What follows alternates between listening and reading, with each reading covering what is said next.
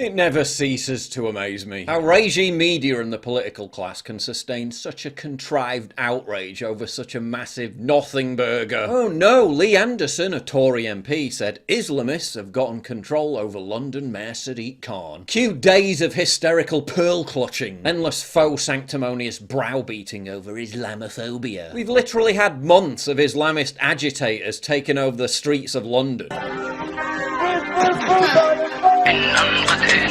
committing literal crimes in front of police on a daily basis, waving terrorist flags, chanting terrorist slogans, while native Brits get arrested for carrying Union Jack flags, MPs bombarded with violent threats by Islamists if they don't vote for a ceasefire, threats so severe the Speaker of the House had to upend parliamentary procedure to appease the Islamists. And then some of those very same MPs have the nerve to grandstand with feigned outrage, like Lee Anderson's completely accurate comments are the real problem. This after an Islamist literally murdered Tory MP David Amess at his own constituency surgery. Labour MPs are now having to hire bodyguards to protect them from Islamists. But Lee Anderson warning about the threat posed by Islamists, oh, that's the real issue. Mike Freer MP resigned after his constituency office was burned down by Islamists. Oh, but don't you dare talk about the Islamists. Annalise Dodds MP literally needs a police escort to protect her from Islamists, then comes out and says the far right is the real threat. Absolute bollocks. 90% of the 43,000 extremists on MI5's watch list or Islamists. If you enjoy mafia movies, we've got a real-life capo whose character was played in the movie Goodfellas about to tour the UK in March. It's Michael Francis, a former high-ranking mobster in the Colombo crime family, one of the 5 big families of the New York Mafia. His father was a hitman with dozens of kills, and in partnership with the Russian Mafia, Michael made millions of dollars a week for the mob in a gas tax scam. Fortune magazine listed him number 18 on its list of the 50 most wealthy and powerful mafia bosses. If you love the old school mafia stories, tickets are available on Eventbrite. And there are several different locations around the country to choose from. I've put a link at the top of the description box in this video. It's not every night you get a chance to meet someone out of the Goodfellas, is it? So get ready to hear captivating stories straight out of the mouth of a former mob boss. Get your tickets via the link down below, but hurry because they're selling out fast, so act now to secure yours. Then the media maniacally inflates the controversy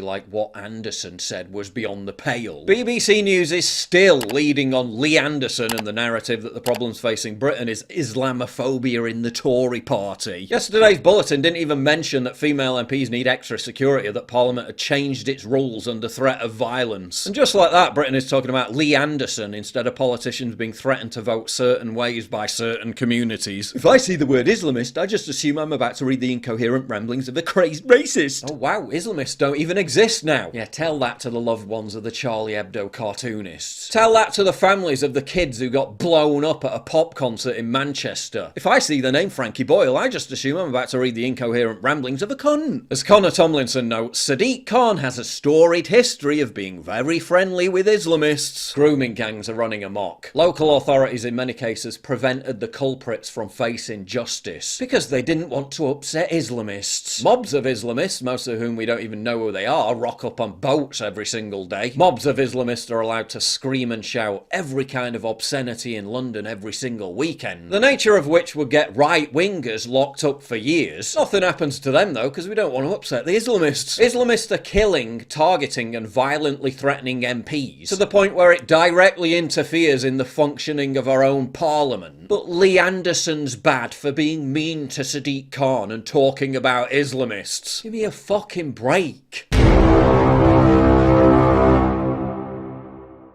If you value what I do and you want to help support me, please visit pauljosephwatson.locals.com and either pledge a one-time donation or subscribe to join my community, get early access videos, and message me directly. And exclusive live streams coming soon too. Promise. Check out the Locals link down in the description. And don't forget to take a look at the brand new website modernity.news. That's where you'll find all my content, including exclusive articles. That's modernity.news.